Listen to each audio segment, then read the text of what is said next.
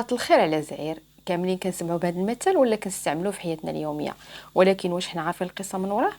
فالقصه كتقول انه شحال هادي كان كيتعتبر السوق هو البلايص اللي كتنشر فيه الاخبار بين القبائل، وهذه القصه وقعت في عهد السلطان الحسن الاول.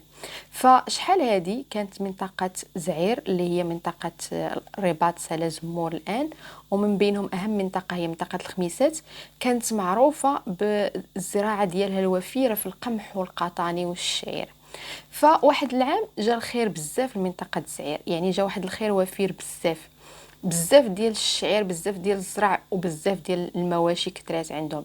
فكانوا هاد الناس كيمشيو للسوق كيبيعوا داك المواشي ديالهم والقمح، وكياخذوا المقابل ديالهم المواد الاساسيه، واللي بقى كياخذوه فلوس. فكانوا في الاخر فاش كياخذوا الربح ديالهم كيعرفوا راسهم انهم ربحوا، كيشيط لهم الخير بزاف. فكيضطروا انهم شنو كيديروا؟ كيفرقوا داك الزرع ودوك القطاني على الناس ديال داك السوق كصدقه، وكيقولوا لهم باللي حنا الحمد لله خدينا الربح ديالنا، هذا اللي بقى صدقه لكم. فالناس ديال دوك السوق كانوا كيبقاو يتسناو حتى يسالوا الفلاحين ديال الزعير من البيع ديالهم، ويشيط لهم داكشي اللي بقى ويفرقوا عليهم.